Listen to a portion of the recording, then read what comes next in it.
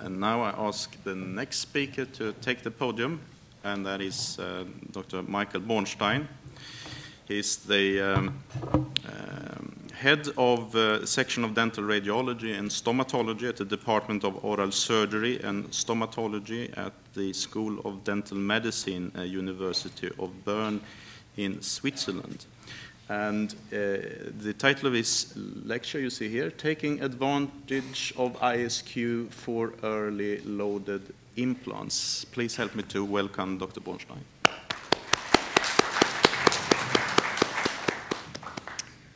Dear colleagues, Professor Seneby, thank you very much for having me on the podium today. It's very exciting to see that huge turnout that early in the morning, and I hope that you will find a lot of answers to your questions that actually motivated you in coming to this symposium. The next 15 minutes, I will speak about early loading, the principles of early loading, and the ISQ measurements that help us determine when actually an implant is ready to being loaded, to being put under function. I will start with a little introduction about early loading principles. I think we always have to remember the history from where we come from. In the beginning, we heard the very interesting story about the RFA measurements, the start during the 90s. And let's start with the implants. Not long ago, the normal loading protocols were 3 to 6 months.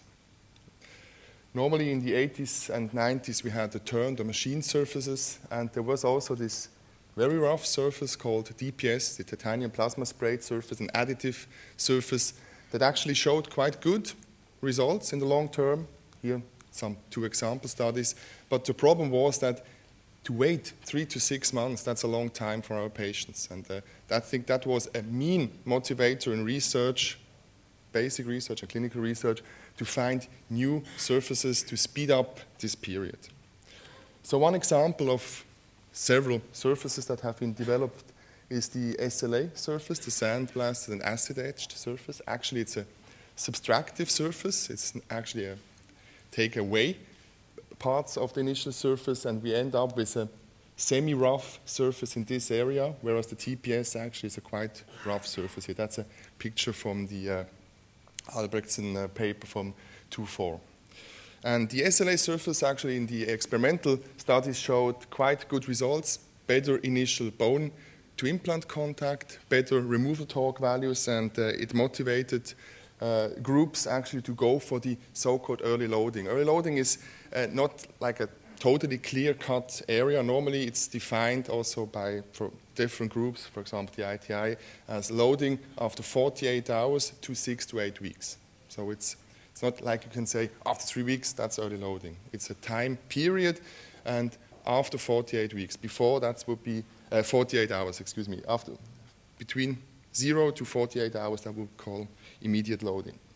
So for one example, in a clinical study of this early loading principle with the SLA surface after 6 weeks of healing time is this one. It's a 5-year study. And already you see, one of the questions we got is we have enormously high success rates. When I talk in front of more medical people, I come from also an all-medical background, and they always ask me, 99%, that's perfect. What do we want to achieve more?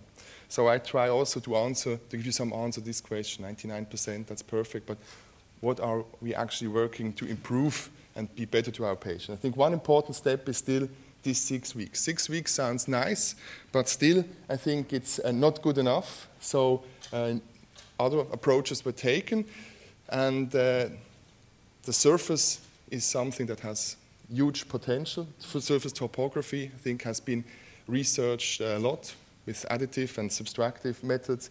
And one other possibility is actually to change the surface chemistry. And to do that, to achieve ultra-hydrophilic titanium implant surfaces, is by actually beef the hydrophilicity, to have a better hydrophilicity, and to have a very low surface tension. With this, actually, you end up with a more or less adhesive surface, you could call it, to blood.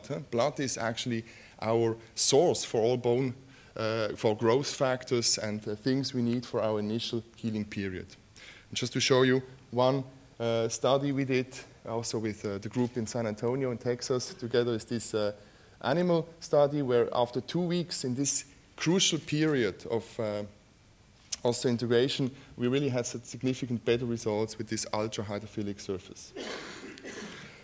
So the question now is, how can we bring that to our daily clinical practice? Because when you have an animal model, that doesn't mean that it works in clinical practice. So the goal would be to have an early loading, a safe early loading protocol after 2 to 4 weeks.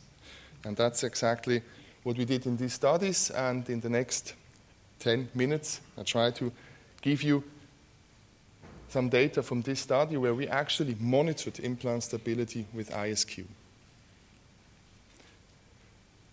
Monitoring implant stability. We have seen from Dr. De Gidi also some possibilities how you do that. And I think this paper from Professor Meredith is still, could be published more or less today. It's still valuable, and all the methods here are still used. And I absolutely agree. I guess one of the most used in clinical practice methods to guess how stable our implant is actually to check the ankylosis. It's like with traumatized teeth. You just tap on the tooth, and if you hear this ankylotic sound, that's no good sign for the tooth, but for the implants, it's actually perfect. Perio test, cutting resistance, reverse torque, maybe that's not so ideal, because if we have a potential failure, then it's definitely a failure afterwards. Radiographs, I put this question mark because I come also from a radiology background. I would say radiographs is the most indirect method, actually. I mean, you don't see until really late stages if your implant is integrated or not. And you always only have a two-dimensional image of the whole thing. So actually it's one of the most used controls before loading, but it's not really showing you a lot about implant stability. So let's talk about resonance frequency analysis, and I think it's a very good documented method. And if you look in implant dentistry, there are so many things that have no so good scientific background like this method. So I think it's really valuable to talk about this method. One of the first papers was this one, and you see here the definition, a non-invasive method to measure implant stability, whereby the implant stability is studied in vivo by measuring resonance frequency of a small transducer attached to the implant. So in the beginning, there was this transducer with the cord actually attached to our measuring device, and one of the first actually public symposium was in 2000 here in Gothenburg. And these were our first steps we did in our clinic. You see here, you can't compare it with today. It's this transducer here with the cord and problems in sterilizing and keeping it clean. And it was pretty difficult, but it had really a lot of potential. And you see that when something has potential, it grows, develops, and that's what we actually see today. Just some basic principle, I guess, for you who are not so familiar with the principle here of the resonance frequency analysis and ISQ values thereafter. The stiffer actually your connection of the transducer, the smart pack, and the implant as a unity is, the higher actually your Hertz values in RFA measurements or ISQ values actually get. The better the stability, be it primary or secondary stability, that's up to the time point of measurement. The other thing, and that is important if you have in the long term, for example, peri-implantitis or whatever, the longer actually the implant gets without a connection to bone, the lower the values get. The problem in the beginning was that this transducer was not actually developed for all the different implant systems, so you couldn't compare the different implant systems. And with the Straumann system, you got different values than with the Barnemark system, because one was a bone-level implant, the other one was a supragingival implant. So you had to come up with a new scaling, something that is valuable for all implants together to make it comparable. If I talk about 60 and the other one is talking about 70, and we want to agree on a threshold value to come up with some suggestions, that's not possible with this old scale. And the new scale from 0 to 100 helped us. So you see here the 3 generations. In only 10 years, a lot of progress in this, and I think this one is really now absolutely straightforward and easy to handle. So let's come back to the study.